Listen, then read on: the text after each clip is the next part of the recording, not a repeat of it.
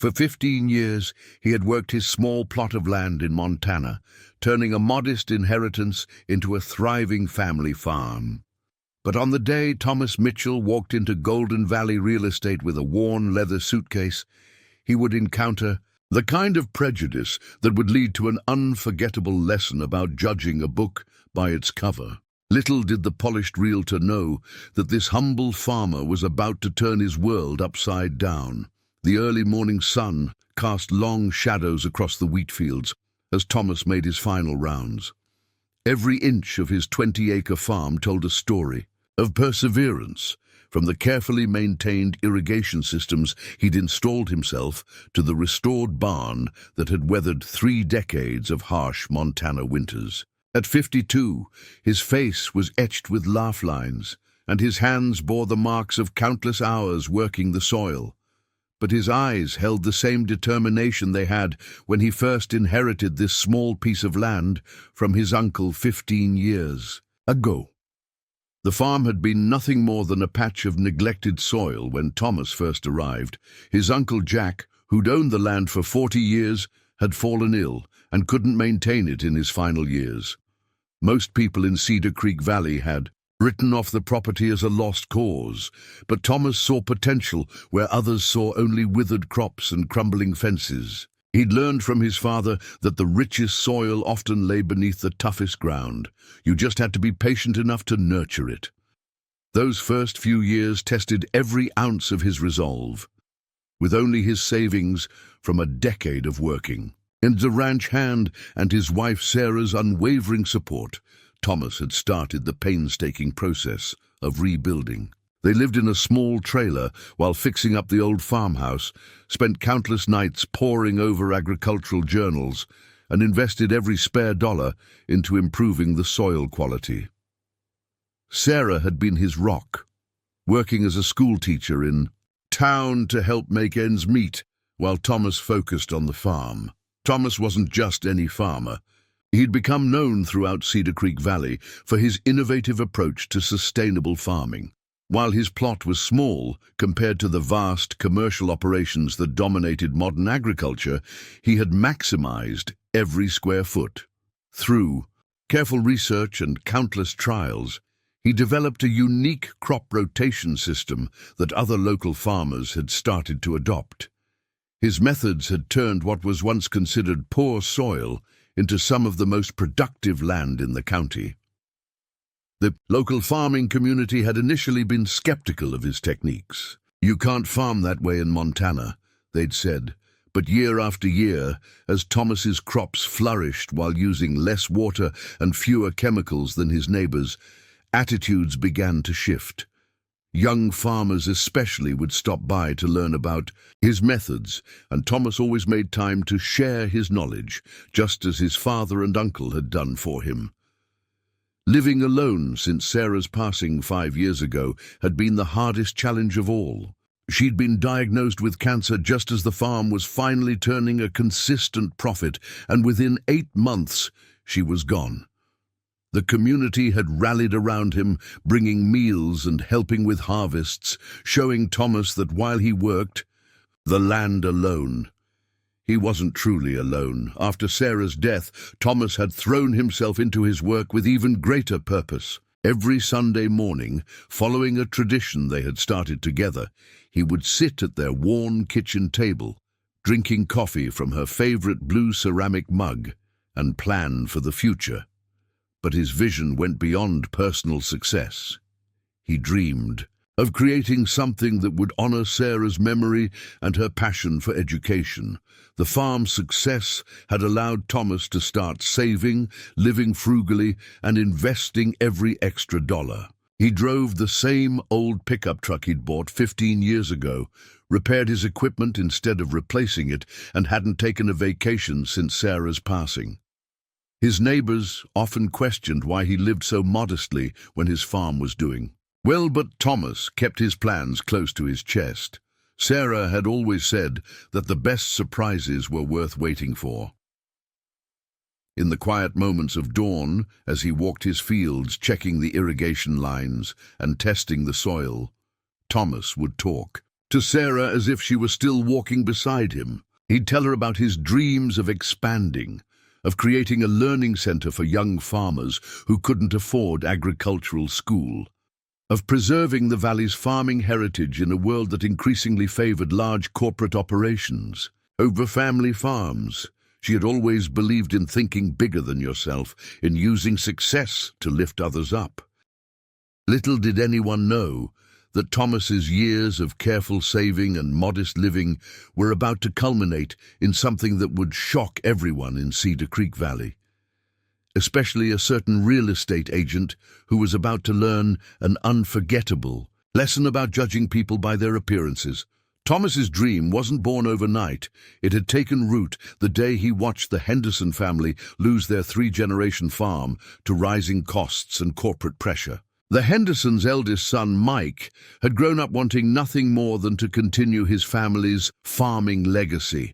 But with land prices soaring and banks favoring large agricultural corporations, he'd been forced to sell to a commercial operation and take a job in the city instead. That day had struck a chord deep within Thomas. He remembered sitting with Sarah on their porch, watching the sunset paint the sky in shades of purple and orange as they discussed how the valley was changing. "Someone needs to preserve this way of life," Sarah had said, squeezing his hand. "These young farmers need a chance, just like your uncle gave you." Those words had planted a seed in Thomas's mind, one that had grown stronger with each passing season. The Willow Creek Ranch, a sprawling 500-acre property just outside Cedar Creek Valley, had caught Thomas's attention years ago. The land had everything he envisioned: rich soil, abundant water rights, and most importantly, enough space to create something truly special. The current owners, the elderly Williams couple, had maintained it beautifully for 4 decades, but Thomas knew they were considering retirement. He'd heard through the grapevine that they'd been approached by several large agricultural corporations, but something held them back from selling. Thomas's vision for the ranch went far beyond simple farming. He imagined transforming it into a learning center where young farmers could start their own operations without the crushing burden of land purchases. The existing structures could be converted into classrooms where experienced farmers could share their knowledge. The vast acreage could be divided into starter plots, giving new farmers a chance to build their skills and savings before venturing out on their own. It would be a place where traditional farming wisdom met modern, sustainable practices. Exactly the kind of legacy Sarah would have loved. The price tag was steep, $4.8 million. It was the kind of money that made most local farmers shake their heads in disbelief. But Thomas had been preparing for this moment for years, squirreling away every extra dollar from his harvests, living well below his means, and saving with a determination that would have made his Depression-era grandparents proud. Few knew that he'd even taken on night shifts at the grain elevator during the off-season, adding to his growing nest egg. In his modest farmhouse kitchen, Thomas kept a leather-bound ledger, its pages filled with careful calculations and growing numbers. Sarah had started it, her neat handwriting marking their first savings goal. After her passing, Thomas had continued the tradition, watching the numbers climb year after year. He'd developed a system, dividing his income into careful portions. One for operating costs, one for living expenses, kept minimal, and the largest portion for his savings. Every time he was tempted to buy new equipment or update his truck, he'd think of the Hendersons and dozens of other farming families who'd lost their land. The local bank had offered him loans, impressed by his farm's productivity and perfect credit record. But Thomas had politely declined. He'd seen too many farmers caught in the trap of mounting debt, watching helplessly as interest payments ate away at their profits. No, he would do this his way, the slow, steady way his father had taught him. "Cash in hand speaks louder than promises on paper," his father used to say, and Thomas had taken that lesson to heart. Last week, Thomas had finally reached his goal. The leather suitcase under his bed, carefully packed with neat stacks of bills, represented 15 years of dreams, sacrifice, and unwavering determination. Each dollar had a story. A repair he'd done himself instead of hiring help, a winter of extra shifts at the grain elevator, a bumper crop sold at just the right moment. The weight of that suitcase represented not just money, but years of patient working and waiting. The Williams had agreed to meet with him about the ranch, but their real estate agent insisted on handling the showing and negotiations. Thomas had heard about Golden Valley real estate. They specialized in high-end properties and had a reputation for catering to wealthy, out-of-state buyers. The thought of walking into their glossy office made him uncomfortable, but Sarah's voice echoed in his memory. Dreams don't care what boots you're wearing when you chase them. Tomorrow morning, he would drive into the city in his weather-beaten pickup truck, wearing his usual work clothes, not out of disrespect, but because he had an early morning of chores to complete first. The leather suitcase would ride beside him, 15 years of dreams carefully wrapped in well-worn leather. Thomas knew he didn't fit the image of Golden Valley's usual clients, but he'd learned long ago that true worth couldn't be measured by appearances. The journey to accumulating $4.8 million hadn't just been about saving money. It had been a complete way of life for Thomas. Each morning for the past 15 years, he'd risen before dawn, not just to tend his crops, but to work an intricate system of additional income streams he'd carefully cultivated. His small farm became a testament to maximizing every opportunity, every resource, and every moment of daylight. During harvest seasons, Thomas would work 18-hour days, starting in his own fields before sunrise, then helping neighboring farms with their harvests in exchange for a share of their crops. He developed a reputation for being able to repair almost any piece of farm equipment, a skill that brought in extra income from farmers who couldn't afford expensive maintenance. Services. His workshop, a converted corner of the old barn, contained tools he'd collected and maintained for decades, many inherited from his father and uncle. The community had watched with a mixture of curiosity and concern as Thomas seemed to live more modestly with each passing year, despite his farm's obvious success. When his old pickup truck's transmission failed, he spent 3 weeks rebuilding it himself instead of buying a new vehicle. The local diner's waitress, Betty, would sometimes slip extra portions onto his plate, worried about how thin he'd become. "You work too hard, Thomas," she'd say. But he'd just smile and thank her for her kindness. Sarah's medical bills had taken a significant chunk of their savings 5 years ago, nearly derailing his plans. But even in her final days, she'd insisted he'd not give up on their dream. "Some people leave behind buildings or monuments," she'd told him from her hospital bed, "but you're going to leave behind opportunities. That's worth every sacrifice." Those words had carried him through countless moments of doubt and exhaustion. His house told the story of his dedication. The kitchen cabinets needed repainting, the linoleum floor was worn through in places, and the living room furniture had seen better days decades ago. But in the basement, in a specially reinforced room he'd built himself, Thomas had installed a proper safe. Every week, he would carefully count and store his earnings, marking the growing total in Sarah's ledger. The safe had been his one major purchase, bought after a string of farm robberies in the county, made him nervous about keeping his life savings hidden in the house. The hardest sacrifices weren't the physical ones. Thomas had grown up with hard work and was comfortable with it. The real challenge came in missing the moments his savings could have bought him. He'd missed his nephew's wedding in California because the plane ticket and time away from work would have cost too much. When his best friend Robert invited him on fishing trips, Thomas would decline, knowing every day away from the farm meant lost income opportunities. He'd even stopped attending the annual state fair, once a highlight of his and Sarah's year, because the admission fees and travel costs seemed an unnecessary luxury. Local farmers would often seek his advice on crop rotation and soil management, amazed at how he could coax such impressive yields from his modest acreage. What they didn't know was that every extra bushel, every premium price he negotiated went straight into his special fund.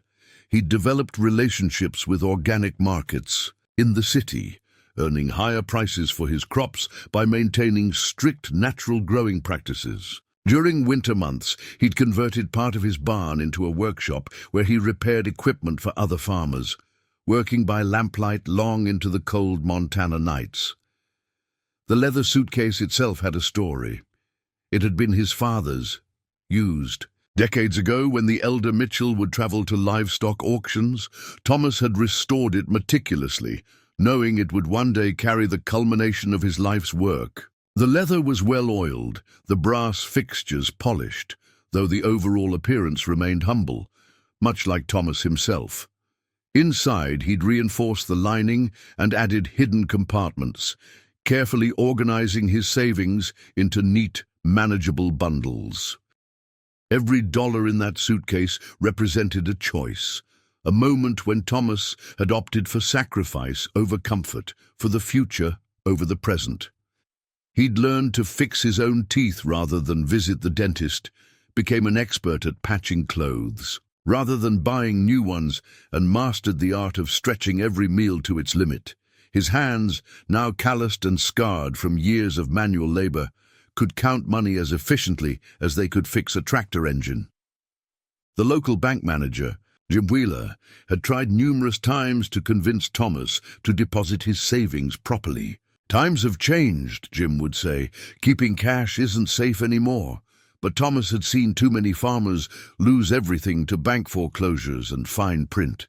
He trusted the tangible weight of cash and his own careful record-keeping more than any digital banking system. Besides, he knew that when the time came, nothing would make his point quite like opening that suitcase in front of someone who judged him by his weathered appearance. The morning Thomas had been waiting for arrived with a spectacular Montana sunrise. He'd been awake long before the first rays painted the sky, unable to sleep from a mixture of excitement and nerves. The previous evening, he'd spent hours at his kitchen table, carefully reviewing Sarah's ledger one last time, though he knew every entry by heart. The numbers hadn't just added up. They'd exceeded his goal by a comfortable margin, leaving him a buffer for any unexpected negotiations.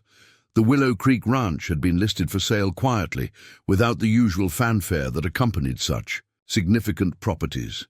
Thomas had learned about it through Earl Williams himself during a chance encounter at the Cedar Creek General Store 3 days ago. Earl, his eyes clouded with age but still sharp as ever, had pulled Thomas aside between the feed supplies and the coffee counter. "Heard you've been doing some impressive things with that small spread of yours," Earl had said, his weathered hands wrapped around a cup of coffee. "Margaret and we've been watching. You remind me of myself when I was younger, always thinking ahead, always looking for ways to do things better." The older man had paused, studying Thomas carefully, before continuing. "We're selling the ranch, getting too old for all this, and our kids are settled on the coast. But we don't want it going to one of those corporate outfits that'll turn it into another soulless operation." Thomas's heart had nearly stopped at those words.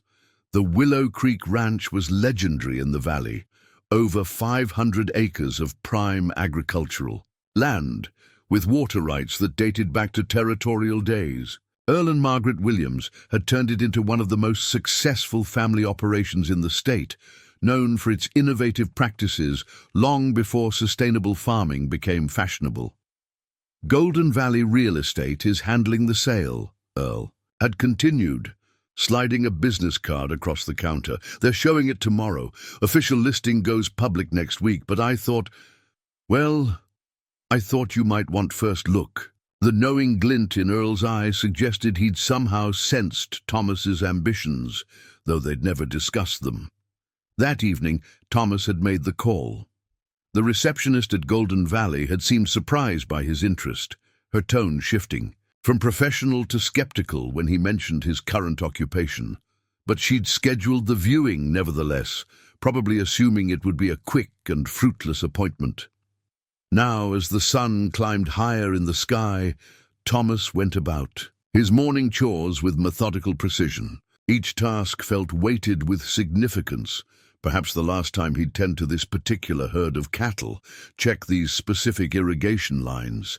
He'd woken even earlier than usual to ensure everything would be properly handled before his appointment at Golden Valley. The leather suitcase sat on his kitchen table, its presence filling the room with possibility. Thomas had spent several hours the previous night organizing the cash into neat bundles, each wrapped in brown paper and labeled with precise amounts. The process had been almost meditative, his rough farmer's hands moving with surprising delicacy. As he counted and recounted each stack, Sarah's favorite coffee mug sat beside the suitcase, and Thomas filled it one last time before heading out. "Well, old girl," he said to the empty kitchen, a habit he'd developed in the years since her passing, "looks like today's the day we've been working toward." He could almost hear her laugh, could imagine her telling him to stand tall, no matter how fancy the real estate office might be. His preparations went beyond just the money. Thomas had researched everything he could about the Willow Creek Ranch, its water rights, soil conditions, yield histories, and zoning regulations. He'd spent evenings studying satellite images of the property, mapping out in his mind how he could transform it into the learning center he envisioned. In his truck's glove compartment, he kept a folder full of carefully prepared questions and notes written in his precise handwriting on the back of old seed catalogs. The drive into the city would take nearly 2 hours, but Thomas planned to arrive early. He'd mapped out the route to Golden Valley Real Estate's office, located in one of those gleaming downtown buildings that seemed to touch the sky. It was a world away from his dusty farm roads and weathered fence posts. But Thomas refused to let that intimidate him. He'd earned his place at this table, even if his appearance suggested otherwise. As he loaded the suitcase into his truck, Thomas caught his reflection in the window. His clothes, though clean, showed the wear of honest work, his boots scuffed from years of use, his jacket patched at the elbows, his hat shaped by countless seasons in the sun and rain. For a moment, he considered changing into his Sunday best, the suit he kept for special occasions. But something in him rejected the idea. He was a farmer, and he'd made his money as a farmer. He'd face whatever prejudices awaited him at Golden Valley Real Estate exactly as he was. The Golden Valley Real Estate building rose 20 stories into the Montana sky, its glass exterior reflecting the morning sun like a mirror. Thomas's weathered pickup truck looked comically out of place in the sleek parking structure, surrounded by luxury vehicles that probably cost more than his annual crop yields. As he pulled into a spot between a Mercedes and a BMW, he could feel the eyes of passing business people on him, their curious glances a preview of what awaited him inside. The leather suitcase felt heavier than usual as he lifted it from the passenger seat. Thomas had arrived 45 minutes early for his appointment, partly from habit — farmers couldn't afford to be late for anything — and partly to give himself time to acclimate to this foreign environment. The parking garage elevator, with its polished brass doors and soft music, made him uncomfortably aware of his work boots, leaving slight dusty marks on the immaculate floor. The real estate office occupied the entire 18th floor, announced by a massive golden logo that dominated the reception area. The space screamed luxury, from the marble floors to the abstract art pieces that probably cost more than Thomas's entire farm equipment. A sleek water feature trickled down one wall, its gentle sound almost masked by the efficient hum of climate control systems. The air smelled of expensive coffee and some kind of floral air freshener that made Thomas think of Sarah's garden in springtime. Behind a curved desk that looked more like a spacecraft than office furniture, a receptionist in a tailored suit looked up from her computer screen. Her professional smile faltered slightly as she took in Thomas's appearance. The dusty boots, the worn jacket, the calloused hands gripping the old leather suitcase. "Can I help you?" she asked, her tone suggesting she doubted she could. "Yes, ma'am," Thomas replied, maintaining the politeness his parents had instilled in him. "I have an appointment with Mr. Blake regarding the Willow Creek Ranch, Thomas Mitchell." He watched as confusion crossed her perfectly made-up face, followed by what looked like disbelief as she checked her computer. "Oh, yes, I see it here," she said, her manicured fingers hovering over the keyboard. "You're quite early, Mr. Mitchell. Perhaps you'd like to wait." She gestured to a seating area furnished with leather chairs that probably cost more than his monthly feed bills. Thomas settled into one of the chairs, placing his suitcase carefully beside him. The leather was soft, probably Italian, and he felt almost guilty sitting on it in his work clothes. Through the floor-to-ceiling windows, he could see his beloved Montana landscape spread out below, though from this height, the farmland that was his life's blood looked like a patchwork quilt, sewn by a giant's hand. The office buzzed with activity. Well-dressed agents strode purposefully through the space, engaged in important-sounding conversations about property values and market trends. Several cast curious glances his way, their expressions ranging from puzzlement to barely concealed amusement. Thomas heard fragments of their whispered conversations here about the Williams Ranch. Must be lost. Probably a waste of Blake's time. A young agent in a crisp navy suit stopped at the reception desk, picking up what appeared to be his morning coffee order. "Is that the farmer?" Thomas heard him whisper to the receptionist, not quite quietly enough. "The one interested in Willow." "Greek!" Their shared laugh made Thomas's ears burn, but he kept his eyes focused on the view, remembering Sarah's words about dignity being something you carried inside.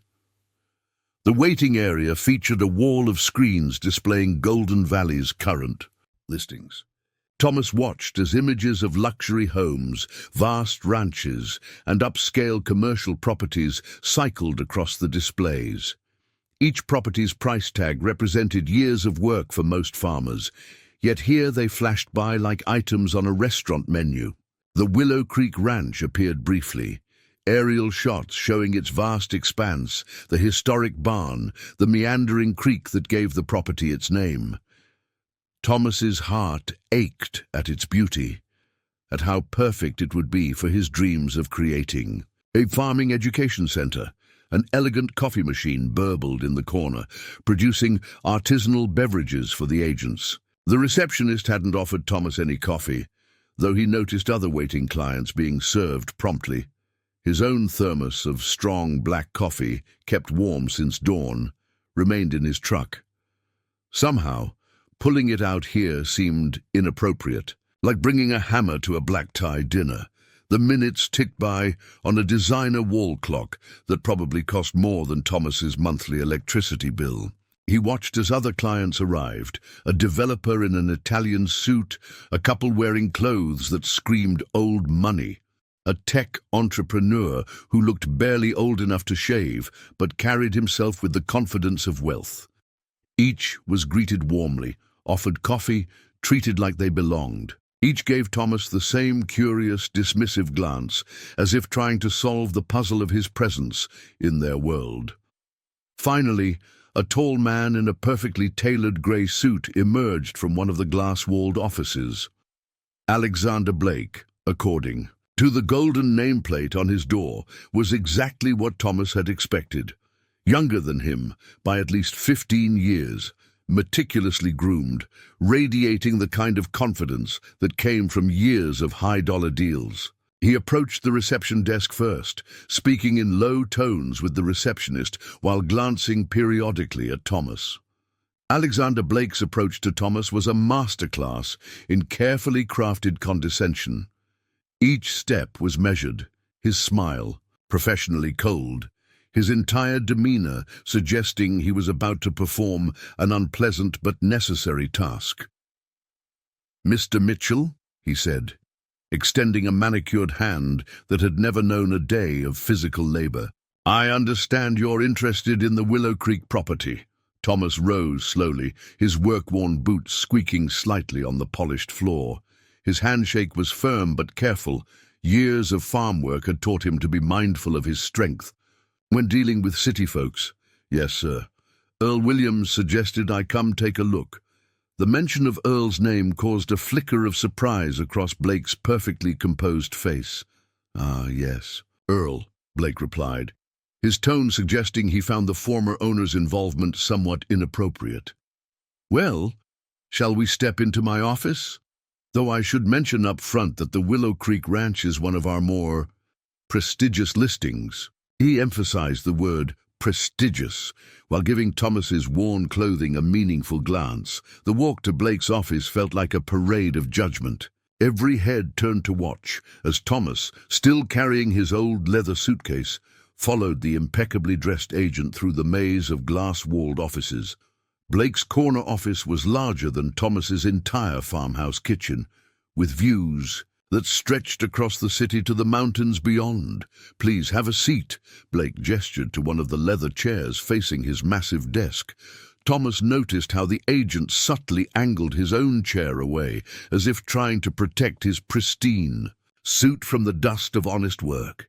"Now, Mr. Mitchell, before we discuss Willow Creek, I feel it's my professional duty to be frank with you."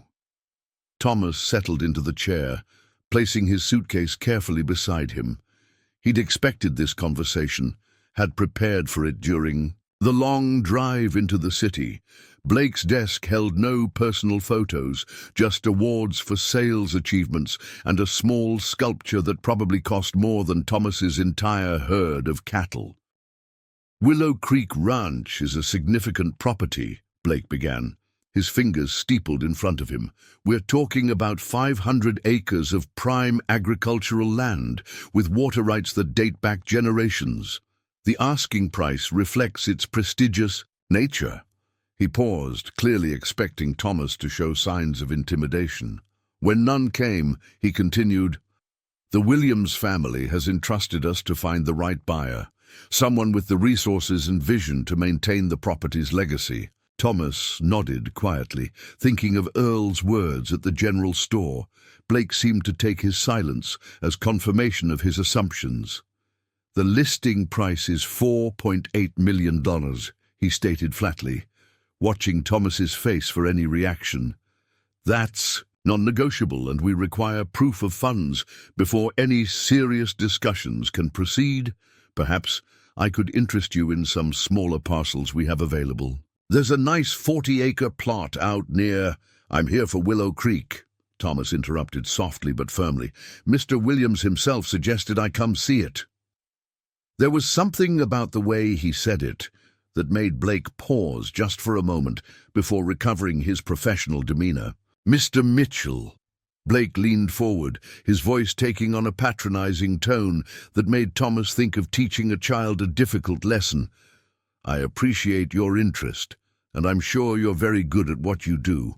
But Willow Creek Ranch isn't just any property. It requires a certain level of financial capability. The annual property taxes alone would be more than most small farmers see in profits." The corner of Thomas's mouth twitched slightly, remembering Sarah's words about letting people underestimate you. Blake, mistaking the expression for discomfort, pressed his advantage. "The maintenance costs for the historical buildings, the irrigation systems, the equipment needed for an operation of this size, these are substantial considerations. Not to mention the responsibility of preserving one of the region's most significant agricultural properties." Thomas listened patiently as Blake continued his lecture, noting how the agent's voice grew more condescending with each sentence. The morning sun, streaming through the floor-to-ceiling windows, cast long shadows across the office, reminding Thomas of dawn breaking over his fields. He thought about how many sunrises and sunsets he'd worked through to be sitting in this chair, quietly enduring this man's assumptions. "Furthermore," Blake continued, warming to his topic, We typically work with buyers who have established relationships with major financial institutions, people who understand the complexities of large-scale agricultural investments, corporate buyers, investment groups, that sort of thing. He gestured vaguely at Thomas's worn jacket. No offense, but this property requires a certain level of sophistication in its management. The leather suitcase sat quietly beside Thomas's chair, its presence unremarked upon by Blake, who seemed to have dismissed it as containing farming documents or perhaps a futile loan application. The agent had positioned himself as a gatekeeper, clearly expecting to send another dreamer back to whatever small operation they'd come from, adding another story to share with his colleagues over expensive coffee. "Mr. Mitchell," Blake continued, pulling up some documents on his sleek computer monitor, "let me show you what we're really talking about here." He turned the screen so Thomas could see elaborate aerial photographs of Willow Creek Ranch. This property isn't just land, it's a legacy. The main house alone is over 4,000 square feet, recently renovated with top-of-the-line amenities. The equipment barn houses millions in machinery. The irrigation systems. He paused for effect. Well, let's just say they cost more than most. Small farms are worth. Thomas leaned forward slightly, studying the images with genuine interest. His keen farmer's eye noticed details Blake skimmed over.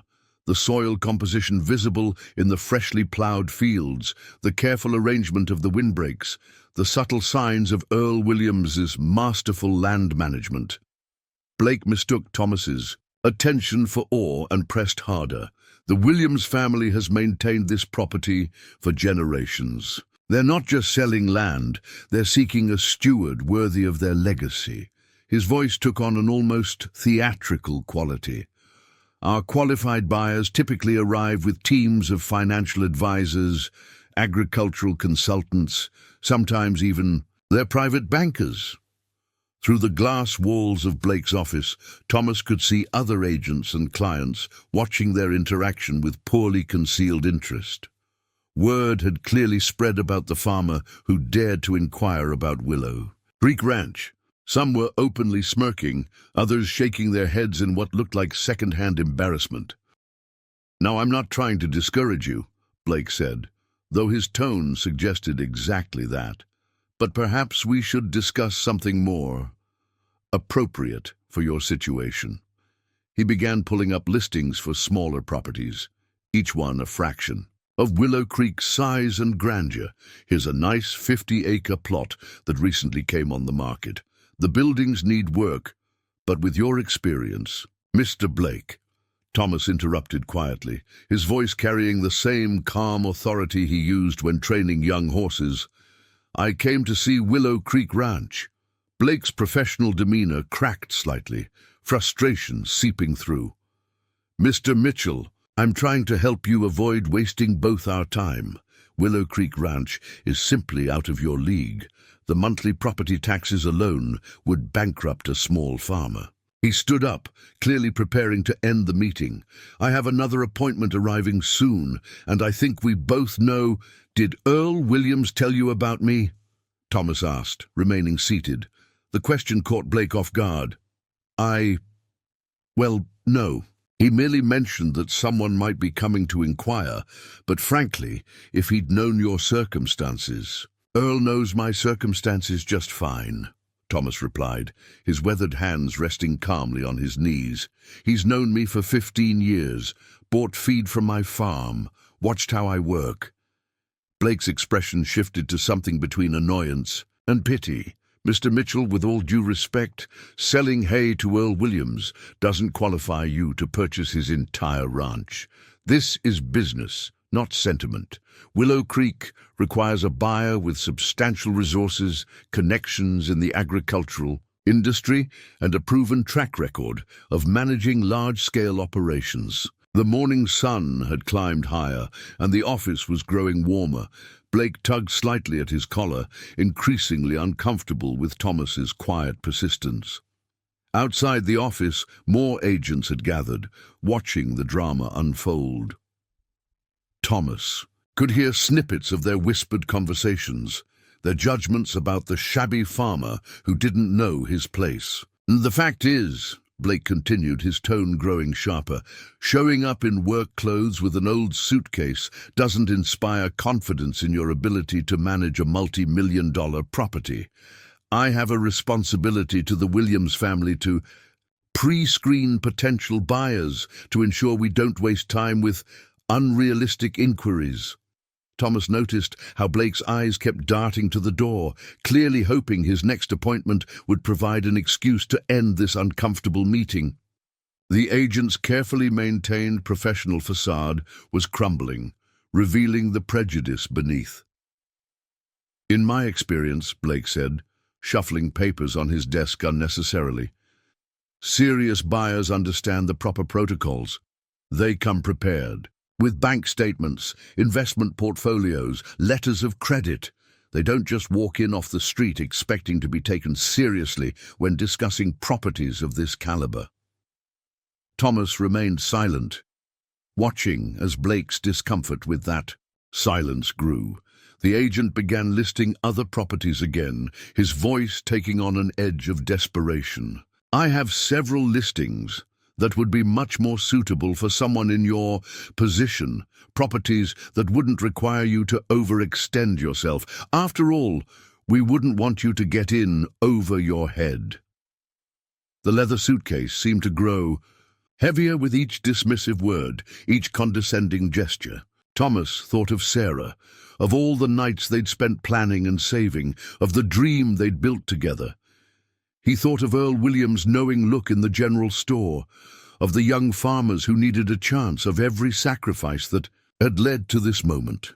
"Mr. Blake," Thomas said quietly, his voice cutting through the agent's continued litany of cheaper properties, "I think it's time we discussed the actual matter at hand." He reached down and lifted the old leather suitcase onto his lap, its worn surface a stark contrast to Blake's gleaming desk.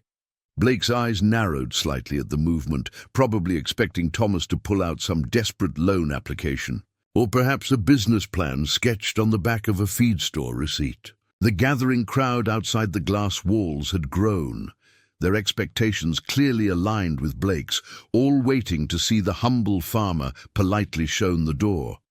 "Now, you've been very—" Thomas paused, choosing his words carefully. "Thorough in explaining why you think I'm not qualified to purchase Willow Creek Ranch, but I believe Earl Williams sent me here for a reason." His weathered hands rested on the suitcase's worn leather, fingers tracing the patterns left by decades of use. "Mr. Mitchell," Blake interrupted, his patience clearly wearing thin, "I appreciate your persistence, but as I've explained—" The soft click of the suitcase's latches opening seemed unusually loud in the expensive office. Thomas lifted the lid with deliberate slowness, angling it so that only he and Blake could see its contents. The morning sun streaming through the windows caught the neat stacks of bills inside, making them almost glow. Blake's words died in his throat. His perfectly maintained professional mask slipped completely as he stared at the contents of the suitcase. Thomas began removing the stacks, each one bound with simple rubber bands, placing them methodically on the polished desk surface. "I believe the asking price was $4.8 million, Thomas said calmly, continuing to place stack after stack of cash on the desk. Each bundle was labeled in his precise handwriting with its exact amount. "I've brought $5 million to allow for any additional fees or immediate maintenance needs." The silence in the office was absolute. Even the crowd outside the glass walls had fallen still. Though they couldn't see the money from their vantage point, Blake's mouth opened and closed several times, no words emerging. His manicured hands fluttered uncertainly over the stacks of cash, as if afraid to touch them. "This is—" Blake finally managed to stammer. "I mean, we don't usually— This isn't how—" He tugged at his collar, his composure completely shattered. "Mr. Mitchell, surely you understand we can't accept—" I mean this amount of cash. Every dollar is legally earned, Thomas said quietly. I can provide documentation for all of it. Crop sales, cattle auctions, equipment repair work, 15 years of honest labor and careful saving. I don't much trust banks, Mr. Blake. Never have. But I do trust in the value of hard work and patience. Blake's eyes darted between the money, Thomas's worn clothing, and the gathering crowd outside his office. His world of professional certainties had been upended by the contents of a shabby leather suitcase. The farmer he'd been condescending to for the past hour had just placed enough cash on his desk to buy Willow Creek Ranch outright. I'll need to make some calls, Blake managed, reaching for his phone with shaking hands. This isn't our usual procedure. We typically handle transactions through proper financial channels. His voice trailed off as he stared at another stack of bills Thomas was adding to the neat rows. Take all the time you need, Thomas replied, his calm demeanor unchanged. I'd like to see the property today if possible. I have evening chores to tend to. The mention of farm chores in the midst of a multi-million-dollar cash transaction seemed to further destabilize Blake's grasp on the situation. Outside the office, the crowd had grown larger. Word had somehow spread through the building about what was happening in Blake's corner office. The farmer in work boots and a weathered jacket had just produced enough cash to buy one of their most prestigious listings. The expressions on their faces ranged from shock to embarrassment as they realized how they'd judged him. Thomas sat quietly as Blake made his calls, watching the agent struggle to explain the situation to his superiors. The morning sun had shifted, casting different shadows across the neat stacks of money on the desk. He thought about Sarah, about how she would have enjoyed this moment, not for the triumph over prejudice, but for the opportunity it represented. To help others. The Williams, Blake was saying into his phone, his voice still unsteady. Yes, the full asking price. In cash. Yes, I understand this is unusual. He kept glancing at Thomas, as if expecting him to disappear, taking the stacks of money with him like some sort of farmer's mirage. As Blake ended his call, a profound change had come over his demeanor. The polished arrogance that had defined him just minutes ago had crumbled entirely, replaced by a mixture of embarrassment, respect, and genuine curiosity. He looked at Thomas as if seeing him for the first time, noticing details he'd dismissed before, the intelligent eyes, the quiet confidence, the dignity that had nothing to do with clothing or appearances. "Mr. Mitchell," Blake began, his voice stripped of its earlier condescension, "I owe you an apology.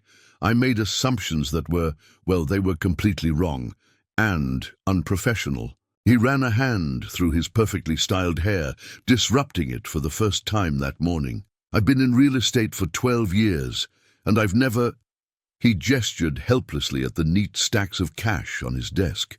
Thomas nodded quietly, acknowledging the apology without pressing his advantage. "No offense taken, Mr. Blake. I imagine it's not every day someone walks in here with a suitcase full of cash." His mild tone carried no hint of triumph or revenge, which seemed to affect Blake even more deeply than the money had. The gathered crowd outside the office had begun to disperse, but not before word had spread throughout the building. The receptionist who had greeted Thomas so dismissively earlier now hovered near the door, her expression a mixture of mortification and awe. Through the glass walls, Thomas could see other agents hurriedly returning to their desks, trying to look busy while stealing glances at the unfolding scene. "You said Earl Williams knows you?" Blake asked, genuinely interested now. "He never mentioned. He just said someone might be coming to look at the property." The agent's professional mask had been replaced by authentic engagement, his earlier prejudices dissolving in the face of Thomas's quiet dignity and substantial funds.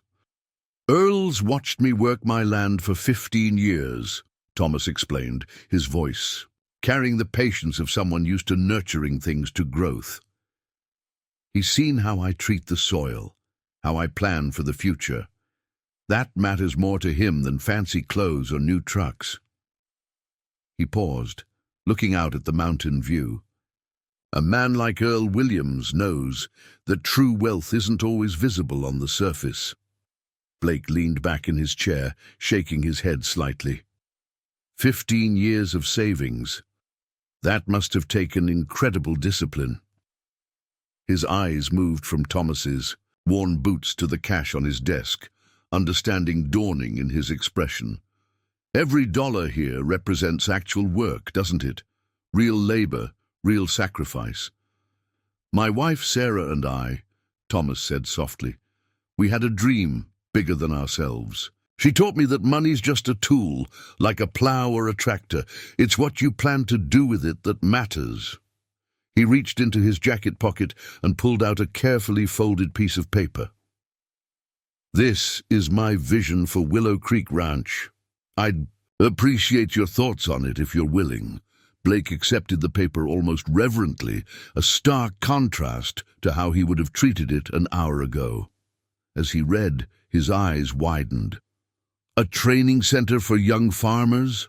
Agricultural education? Programs?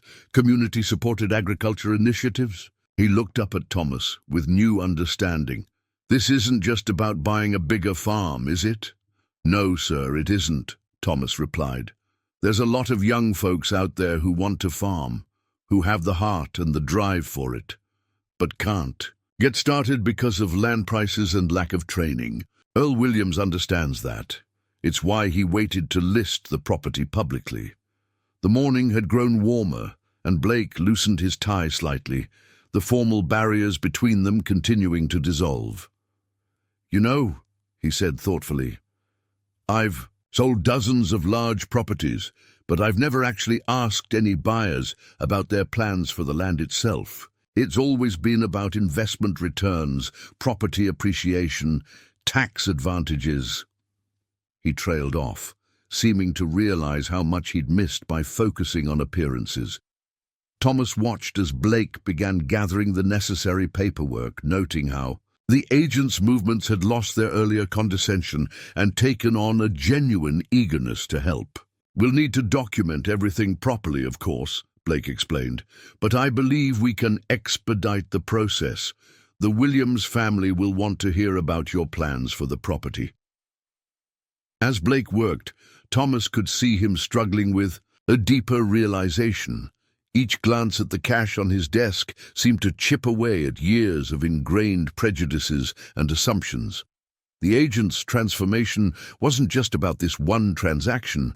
It was about recognizing the true meaning of value, worth, and dignity. The rest of the morning unfolded in a way neither man could have predicted hours earlier. Blake had cleared his schedule, calling his other appointments to apologize and reschedule. The neat stacks of cash had been carefully documented, photographed, and secured in the agency's vault. Now, as they drove out to Willow Creek Ranch, Blake in his luxury SUV, Thomas following in his weathered pickup, the dynamic between them had shifted to something approaching mutual respect.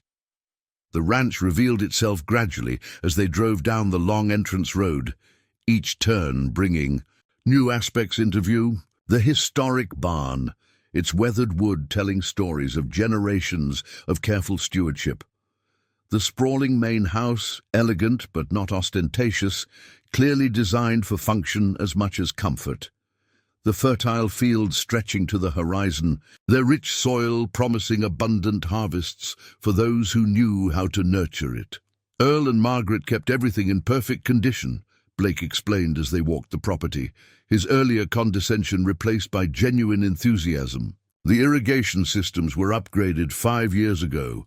The equipment barn is state-of-the-art, and they've maintained all the water rights. He glanced at Thomas, adding, though I suspect you already knew most of this from your research. Thomas nodded, his eyes taking in details Blake might have missed, the careful contouring of the fields to prevent erosion, the thoughtful placement of windbreaks, the signs of methodical crop rotation.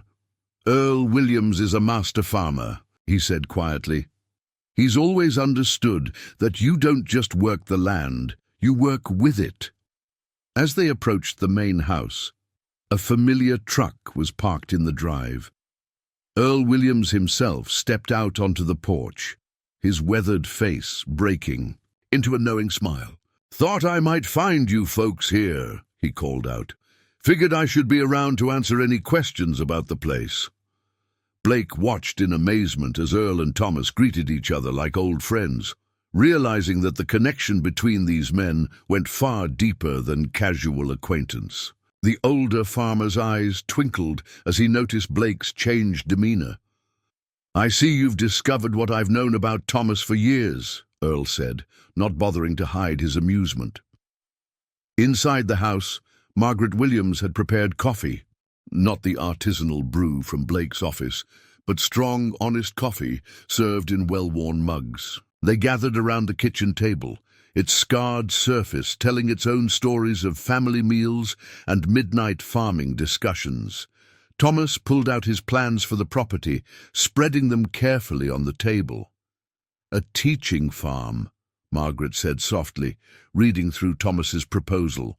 "That's exactly what this place needs to be." Her eyes were bright with unshed tears. "We've had offers from corporations, from developers, from investment groups, but this—" She reached over and squeezed Thomas's hand. "This is what we were waiting for." Earl nodded, looking out the window at the land he'd tended for so many years. "When you're young," he said thoughtfully, "you think success is about how much you can get. When you're older, you learn it's about how much you can give back." He turned to Thomas. "Sarah would have loved this plan." Blake, sitting quietly at the table, was seeing everything through new eyes. The kitchen wasn't just a room. It was the art of a working farm. The views from the windows weren't just scenic vistas, they were promises of future harvests. And Thomas wasn't just a buyer, he was the next steward of a legacy. The paperwork was handled with surprising efficiency, Blake, working to smooth any potential obstacles. By early afternoon, the preliminary agreements were signed. Thomas would take possession of Willow Creek Ranch at the end of the month, giving the Williams time to transition and ensuring the spring planting wouldn't be disrupted. As they prepared to leave, Earl pulled Thomas aside onto the porch. "You know," the older man said, "I've watched you work your land all these years, saw how you treated it, how you planned for the future. When Margaret and I decided to sell, we knew we needed someone who understood that this place isn't just a property, it's a responsibility to the future." Thomas stood quietly, absorbing the gravity of the moment. From the porch, he could see young shoots pushing through the soil in the nearest field, proof that life continues its cycle regardless of human transactions. "I'll do my best to honor what you've built here," he promised. Blake, standing by his vehicle, watched the two farmers talking. He thought about all the properties he'd sold over the years, how he'd always focused on the monetary value, the status, the prestige. Today had taught him that true worth often came wrapped in humble packages, and that dignity wasn't something you could price per acre. 3 months later, the Golden Valley real estate office had changed in subtle but significant ways. Alexander, Blake's corner office, still commanded impressive views of the mountains, but now alongside his sales awards stood a framed photograph of Willow Creek Ranch. It served as a daily reminder of the lesson he'd learned that spring morning, that true value isn't always visible at first glance. The story of the farmer with the suitcase full of cash had become something of a legend in local real estate circles, though Blake told it differently than others did. Where some focused on the shocking revelation of the money, Blake spoke about the deeper truth he'd discovered that day. He'd learned that wealth could be measured in many ways.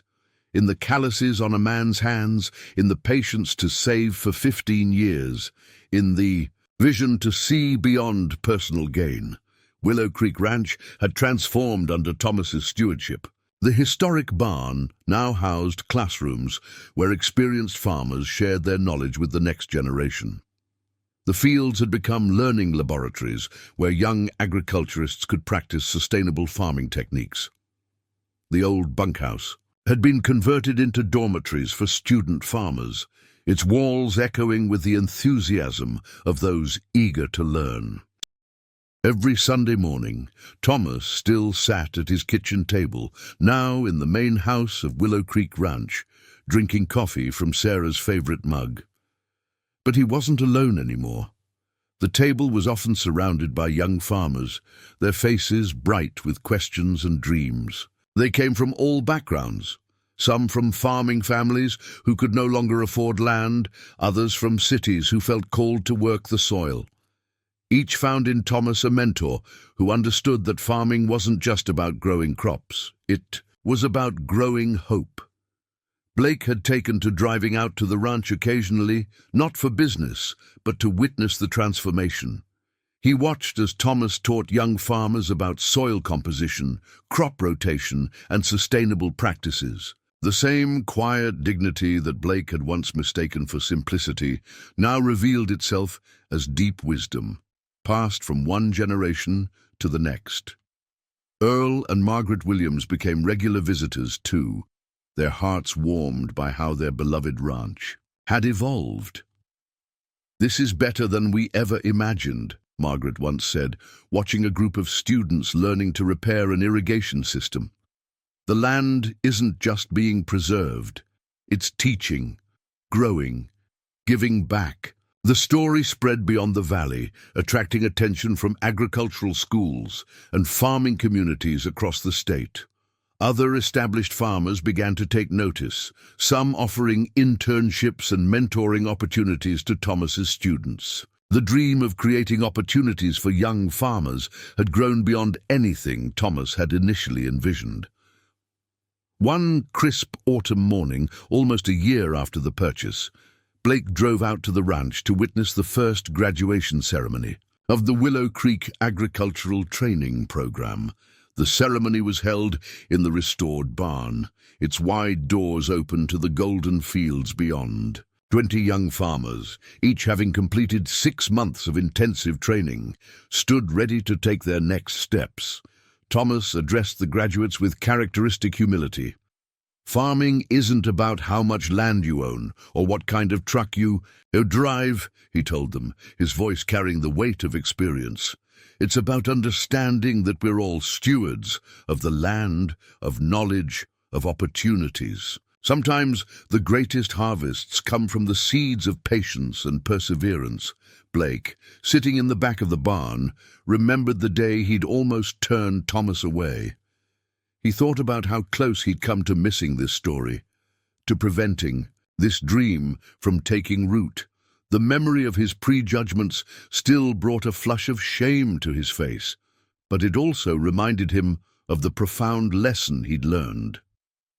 After the ceremony, Thomas and Blake stood looking out over the fields, where some of the graduates were already discussing plans for their own farming futures. "You know," Blake said, "I used to think my job was about selling properties to the highest bidder. Now I understand it's about connecting the right people with the right places, people who see land as more than just an investment." Thomas nodded, his eyes on the horizon where the mountains met the sky. "Sarah used to say that every piece of land has its own story to tell," he said quietly. "Our job is to listen carefully enough to understand what it needs to grow."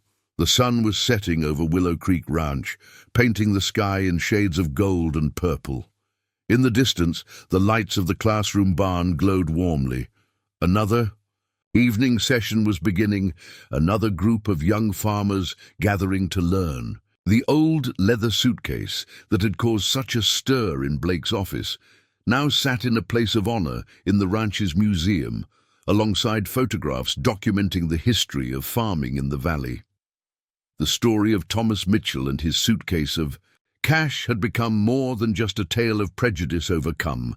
It had become a lesson about the true nature of worth, about the power of patience, and about the importance of looking beyond surfaces to see the dignity that lies within. In the end, it wasn't just about a farmer buying a ranch. It was about a dream taking root and growing into something that would nourish generations to come.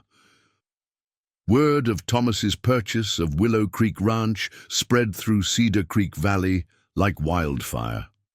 The local diner, where Thomas had eaten countless solitary meals over the years, buzzed with conversation about the quiet farmer who'd saved millions while living so modestly. Betty, the waitress who had worried about his thin frame, now served him with tears in her eyes, remembering all the times she'd slipped him extra portions, never knowing he was quietly amassing a fortune. "I just can't believe it," she said one morning, refilling his coffee cup. "All those years, Thomas. All those times I worried about you going hungry, and you were building something so much bigger than any of us could imagine." Thomas simply smiled, thanking her as always for her kindness, explaining that those extra portions had helped him save even more for his dream. The reaction from the local farming community was mixed at first. Some, like old Jim Peterson from the neighboring farm, shook their heads in disbelief. 15 years of living like a pauper," Jim commented at the feed store. "What's the point of having money if you never enjoy it?" But as Thomas began sharing his vision for the training center, attitudes shifted. The same farmers who had questioned his frugality now found themselves nodding in appreciation of his foresight. Robert, Thomas's best friend, who had often invited him on those fishing trips he couldn't afford, was among the first to truly understand.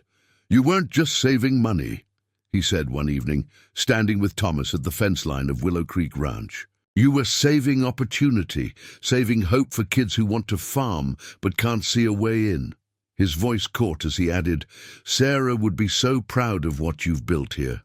The local bank manager, Jim Wheeler, who had tried so many times to convince Thomas to deposit his savings, became one of the project's strongest advocates. He began developing special loan programs for graduates of the future training center, understanding now that sometimes the best investments came wrapped in worn boots and calloused hands. At the Cedar Creek General Store, where Earl Williams had first tipped Thomas off about the ranch sale, a photograph appeared on the community bulletin board. It showed Thomas and Earl shaking hands in front of the Willow Creek Ranch sign, 2 generations of farmers passing on more than just land. Beneath it, someone had pinned a newspaper article about the upcoming agricultural training center. Its headline reading, "Local Farmer Turns Personal Success into Community Legacy." The story reached the local high school, where Sarah had once taught. The agriculture teacher, remembering how passionate she had been about education, invited Thomas to speak to his class. The students sat mesmerized as Thomas explained how he and Sarah had planned this dream together, how every saved dollar represented a future opportunity for someone like them. Even the coffee shop crowd in the city, who had once dismissed Thomas as just another rural customer, now pointed him out to each other with respect. The barista, who had never offered him their fancy brew, now insisted on serving him their best roast, though Thomas still preferred his thermos of simple black coffee. From home, the transformative power of Thomas's story touched people far beyond the agricultural community. Local business owners began reaching out, offering to support the training center in various ways. The hardware store promised discounted supplies for student projects. The veterinary clinic offered to provide free workshops on animal care. The community college proposed a partnership for additional educational resources. Mike Henderson, the young man who had been forced to sell his family farm and move to the city, drove out to see Thomas one weekend. He stood in the fields of Willow Creek Ranch, emotions playing across his face as Thomas explained his plans for the training center. "If something like this had existed when I was trying to keep our farm," Mike said quietly, "things might have been different." Before leaving, he asked to be considered as an instructor in the program, wanting to help others avoid the hardships his family had faced. The local newspaper ran a feature story about Thomas and Willow Creek Ranch, but their focus wasn't on the surprising cash purchase that had so shocked Golden Valley real estate. Instead, they wrote about the years of careful planning, the vision for the future, and the way one man's dedication could ripple out to affect an entire community.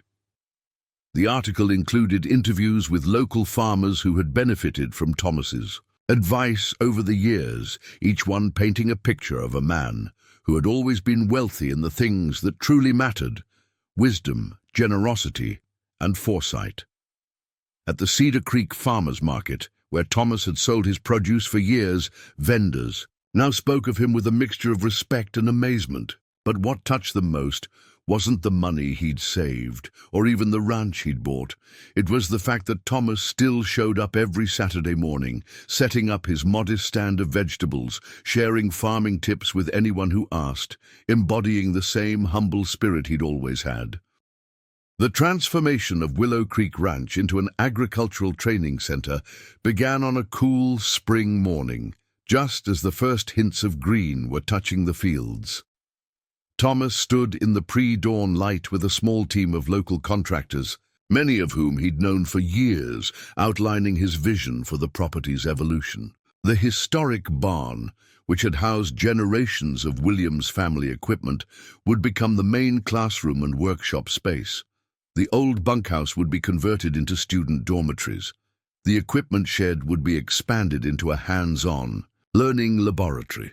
But Thomas's approach to the renovation was characteristic of his nature: careful, thoughtful, and mindful of preserving the ranch's heritage. "We're not just building classrooms," he explained to the contractors. "We're creating a bridge between farming's past and its future."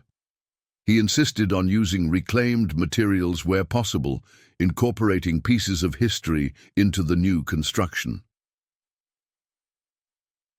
The main barn's transformation was particularly symbolic. Its sturdy beams, which had witnessed decades of agricultural evolution, now watched over a different kind of growth. Modern technology was seamlessly integrated into the historic structure. High-speed internet cables ran alongside century-old support posts, and solar panels were carefully installed to preserve the building's traditional silhouette. Earl Williams visited regularly during the renovation, offering insights about the property's quirks and history. One morning, as they walked through the partially completed classroom space, Earl paused by a massive beam. "My grandfather put this beam in place," he said, running his weathered hand along the wood. "He'd be pleased to know it's still helping to raise up new farmers." The development of the curriculum proved to be as complex as the physical renovation. Thomas spent countless hours at his kitchen table, Sarah's favorite mug at his elbow, crafting a program that would balance traditional farming wisdom with modern, sustainable practices. He reached out to agricultural experts, successful local farmers, and even agricultural professors from the state university. Dr. Maria Rodriguez, an agricultural science professor who became an early supporter of the project, helped Thomas structure the program. "What you're creating here," she told him, "is more than just a farming school. It's a model for agricultural education that could be replicated across the country." The program was designed to be intensive and comprehensive. Students would spend 6 months living on the ranch, experiencing every aspect of agricultural life. The curriculum covered everything from soil science and crop rotation to business management and sustainable farming practices. But perhaps most importantly, it included the kind of practical wisdom that could only come from experienced farmers. Thomas insisted on keeping the class sizes small, no more than 20 students at a time, to ensure each person received proper mentoring. The selection process wasn't based on ability to pay, but on dedication and vision. "We're looking for people who see farming as a calling," Thomas explained to his advisory board. "People who understand that working the land is about more than just producing crops." The financing structure was as innovative as the program itself. Thanks to Thomas's careful planning and continued frugal lifestyle, tuition was kept minimal. A work-study program allowed students to offset their costs by contributing to the ranch's operations. Local farmers, inspired by Thomas's example, began establishing scholarships for promising students who couldn't afford even the modest fees. Blake, who had become a regular visitor and unexpected advocate for the program, helped establish connections with agricultural lenders. His experience with Thomas had transformed his approach to real estate, and he now specialized in helping young farmers find affordable properties. Sometimes, he told his colleagues, the best investment you can make is in someone else's dream. The physical transformation of Willow Creek Ranch was matched by its spiritual evolution. Thomas maintained the Williams family's tradition of Sunday community dinners, but now the dining room filled with students, mentors, and local farmers sharing knowledge as freely as they shared meals. The kitchen, where Sarah had once dreamed, with Thomas about their future, became a gathering place for late-night discussions about sustainable farming practices and agricultural innovation. As the training center took shape, Thomas added personal touches that honored the property's history and his own journey. In the main classroom, he hung photographs of the Williams family through the generations, alongside images of other local farming families who had shaped the valley's agricultural heritage. The old leather suitcase, which had caused such a stir at Golden Valley real estate, was displayed in a custom-built case, serving as a reminder that great things often come from humble beginnings. Each element of the training center reflected Thomas's belief in the dignity of farming life. The student dormitories, while simple, were comfortable and well-designed. The workshop spaces were equipped with both traditional tools and modern technology. Even the gardens around the buildings were planned with purpose. Demonstration plots showing different growing techniques, heritage varieties preserved from local farms, and experimental beds where students could test new methods. 1 year after the Willow Creek Agricultural Training Center opened its doors, the first class of students was preparing to graduate. Among them was Lisa Chen, a former software engineer, who had left her city job to pursue her dream of organic farming. She stood in the demonstration field, carefully checking the growth of her experimental crop of drought-resistant wheat, her business suit and high heels replaced by work boots and soil-stained jeans. I remember walking into the admissions interview with Thomas, Lisa recalled, adjusting her sun hat. I was worried he wouldn't take me seriously, a tech worker wanting to become a farmer, but he just smiled and asked me why I wanted to work the land. 3 hours later, we were still talking about sustainable agriculture and the future of farming. Another student, James Martinez, came from a long line of farm workers but had never owned land himself. His family had worked other people's fields for generations, but through the center's program and its connections with agricultural lenders, he was now preparing to purchase his own small farm. Mr. Mitchell taught us that farming isn't just about growing crops, James said, his eyes bright with purpose. It's about growing dreams, growing communities, growing futures. The success stories weren't just about individual achievements. Sarah Cooper, a former teacher turned farmer, had developed an innovative educational program during her time at the center, combining agricultural training with youth education. Local schools were already signing up for her Farm to School initiative, which would bring students to working farms for hands-on learning experiences. Thomas watched these transformations with quiet satisfaction, seeing in each student's journey a reflection of his own path. He maintained his hands-on approach to teaching, often working alongside students in the fields, sharing not just farming techniques, but the wisdom that came from years of patient observation and careful stewardship. Blake, who had become a regular guest lecturer on agricultural real estate and land management, marveled at the changes he witnessed. These students aren't just learning how to farm, he told Thomas one evening. They're learning how to build something meaningful, just like you did.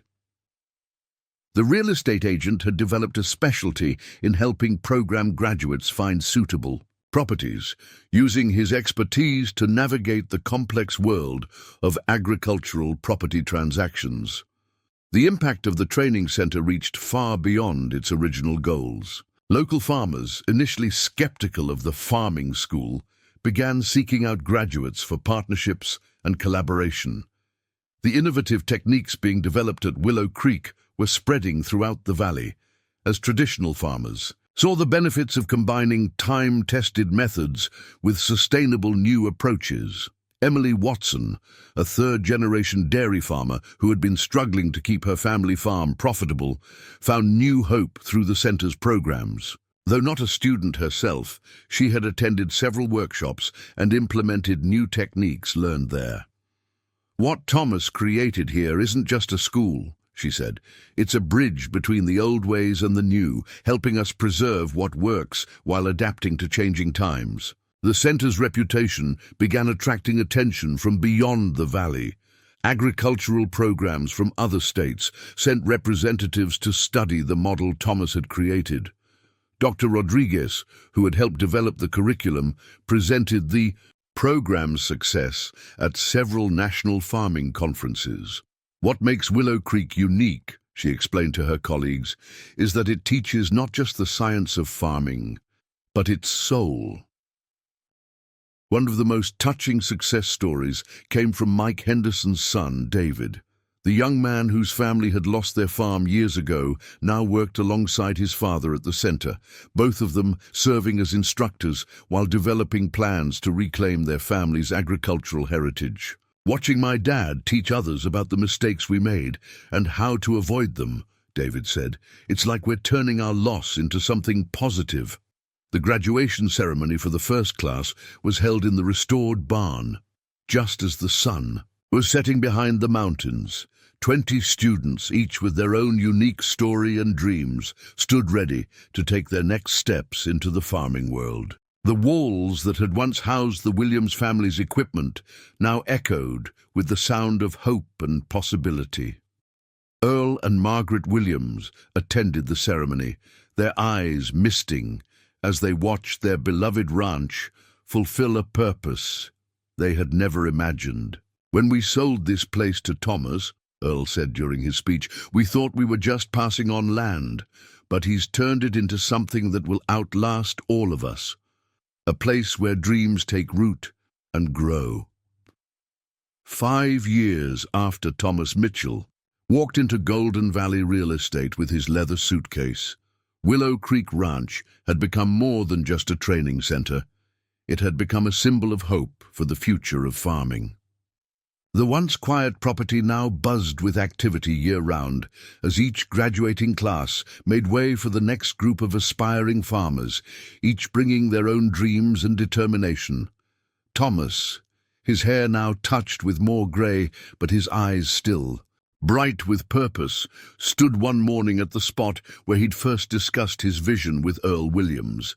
The view had changed. New buildings dotted the landscape, demonstration fields showed patterns of experimental crops, and young farmers moved purposefully between learning stations. But the soul of the place, the deep connection to the land that had first drawn him here, remained unchanged. The impact of Willow Creek's success had rippled far beyond Cedar Creek Valley. Agricultural programs from across the country had begun adopting elements of Thomas's model, recognizing that farming education needed to combine practical skills with sustainable vision. 3 similar centers had already opened in other states, each founded by Willow Creek graduates who carried Thomas's philosophy to new communities. Blake, who had once dismissed Thomas based on his appearance, had become one of the center's strongest advocates. He'd established a specialized division at Golden Valley Real Estate, focused on helping young farmers find affordable land, using his expertise to navigate complex agricultural property deals. "Thomas didn't just teach me about judging books by their covers," Blake often said. "He taught me that success isn't measured by the price tag, but by the impact we have on others." The original leather suitcase, still displayed in its case in the main building, had become something of a talisman for the students. They would touch it for luck before exams or major presentations, drawing inspiration from the story of patience and determination it represented. Thomas sometimes caught himself smiling at this unexpected tradition, remembering the day he'd carried it into Blake's office. Sarah's influence remained strong throughout the centre. The main classroom building had been named Sarah's Dream, and her photograph hung in the entrance hall alongside Thomas's vision statement for the centre. New students would often ask about her, and Thomas would share the story of how their shared dream had grown into something neither of them could have imagined. The program itself had evolved while staying true to its core principles. Advanced courses in sustainable agriculture had been added, and partnerships with research institutions brought cutting-edge technology to complement traditional farming wisdom. Yet Thomas insisted on maintaining the personal touch.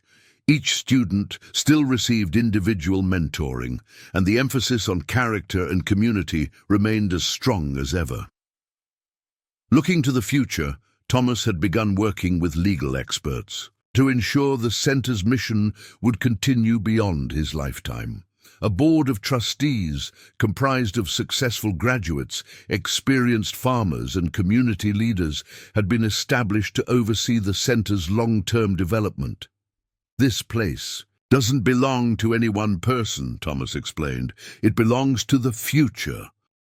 Moving back to the area, drawn by the opportunities the centre provided, the local economy had diversified, with new businesses emerging to support the growing agricultural education sector. Earl Williams, who still visited regularly, despite his advancing years, perhaps summed it up best during the centre's 5th anniversary celebration. "When I first met Thomas," he told the gathered crowd, "I saw something in his eyes that reminded me of myself as a young man, that mix of respect for the land and vision for the future. But what he's created here goes beyond anything I could have imagined. He took a ranch and turned it into a legacy." Thomas's original dream of helping young farmers had grown into something far more significant, a movement to preserve and evolve the art of farming itself. The centre had become a place where traditional agricultural wisdom met modern innovation, where young dreamers could find practical paths to their goals, and where the dignity of farming life was celebrated and sustained. As the sun set over Willow Creek Ranch that evening, casting long shadows across the fields where new crops and new farmers were growing together, Thomas sat on the porch of the main house. Sarah's favorite coffee mug was in his hands, and he could almost hear her voice in the evening breeze. "We did it, old girl," he whispered. "We did it bigger and better than we ever dreamed." The story of the farmer who walked into a real estate office with a suitcase full of cash had become legend, but the true legacy of Thomas Mitchell wasn't in the money he'd saved or even the land he'd bought. It was in the hundreds of lives he'd touched, the dreams he'd helped nurture, and the future he'd helped secure for generations of farmers to come. His journey had proved that the greatest wealth isn't measured in dollars, but in the seeds of opportunity we plant for others to grow.